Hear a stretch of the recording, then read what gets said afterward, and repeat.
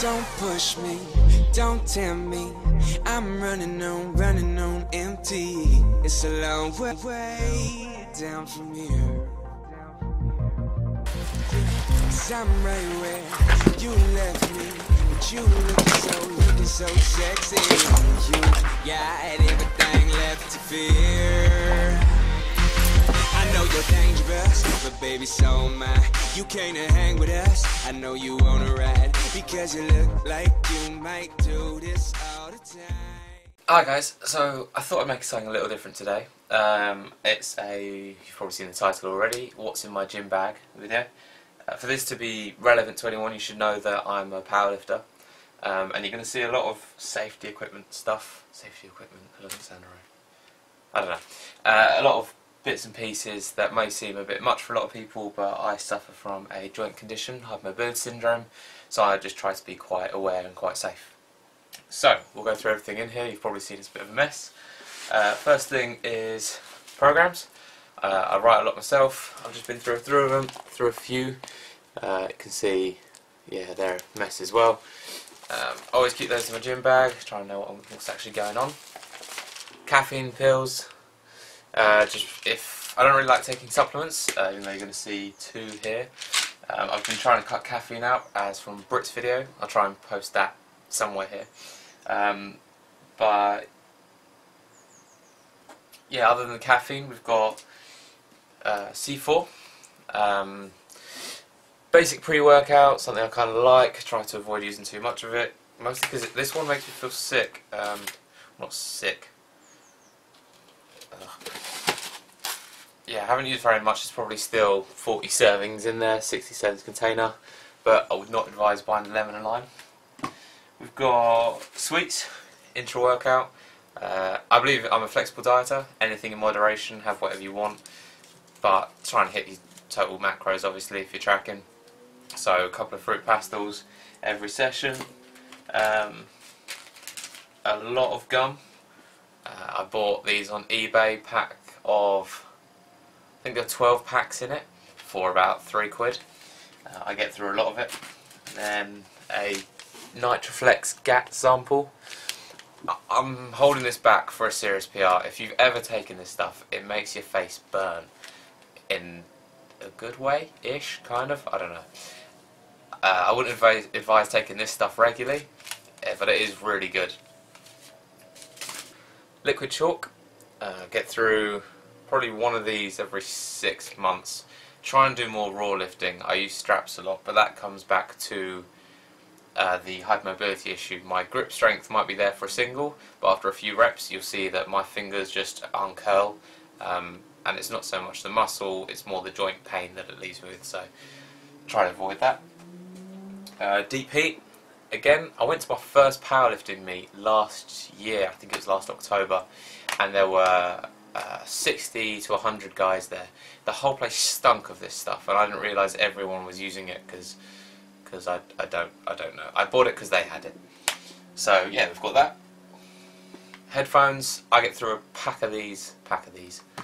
I get through a set of these probably once a month, if not less. I find they break somehow. Weights get caught on them. I smash them. Cables get yanked. All that sort of crap. How are we gonna do this bit? Shaker bottle. I don't actually drink protein shakes. I don't think it's necessary if you can get through Whole Foods, but yeah, I have this just so it makes sure I'm drinking through my sessions, and for things like taking creatine, another supplement I do take. It's only 2.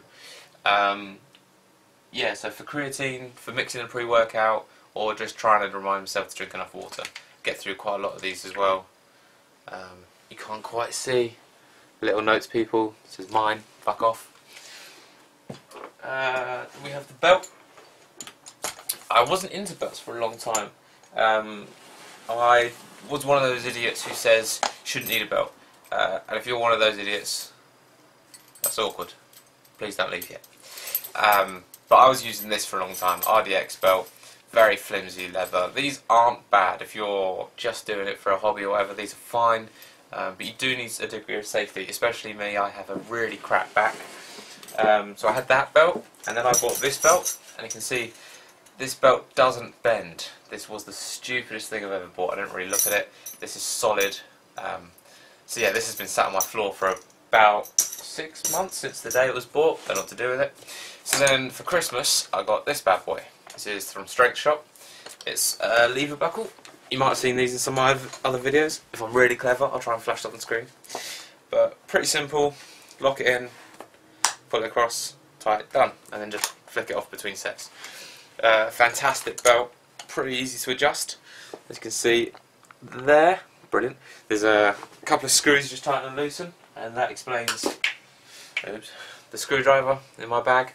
I haven't actually adjusted this since the day I first set it. I don't know if that means I am not making any sort of gains, which actually technically I'm not. I don't put on weight. Anyway, yeah, so I haven't had to adjust this at all, but it is a fantastic belt. It takes a lot of wear and tear. If you do buy it, try and get the better buckle. It'll last a lot longer. First one broke on delivery. And then there's the last bits. Let's separate this video. Okay, for this bit, I'm not even going to bother with a lot of these. You know what these sort of things are. We've got sets of wrist wraps. I get through quite a lot of these. I find that the Velcro wears out far too fast. These are just, I think it's AQF. You can buy these off eBay, £4.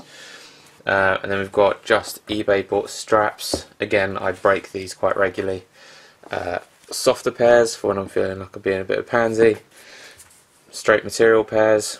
And then more material pairs. You can see this pair definitely starting to go. They'll probably break under a few more lifts. Another straps. Cool. And then we have something a little different. So the next set are these. These are Crossfit Wraps. I think that's right. I'm not a CrossFitter. Don't have a problem with CrossFit. Don't particularly care. But they do make some good equipment. Some. So these wraps are designed for a lot sturdier lifts. Really secure your wrist. But obviously, if you've worn straps, and the problems are straps. The problem you have is A, the Velcro wears down, and they don't stay, and you have to take them off between sets. The good thing about these are that you just put them on, and you twist, and it loosens, and you twist it, and it tightens. Just friction on the fabric. These are fantastic, but these don't give much leeway. Like, they are solid. And then the last thing, a couple of neoprene supports. I have a pair of wrist wraps, a couple of knee wraps, sleeves. Come on, knee sleeves. These are from Strength Shop as well. I've had the same pair for about 8 months. They do not offer much at all. Anyone who tells you they do have a different pair. This sort of thing are quite stretchy. They don't have much, I don't know, reflex to them. I think they're pretty simple, but they do keep your knees warm. And for a guy who, it's another story why, but I don't really warm up. I stick 60 on the bar no matter what the lift is, and I start with that. These do keep my knees feeling safe, feeling secure. Yeah, just a lot safer. And then a couple of business cards, because I don't know when it'll come up. Yes, this is a shameless plug.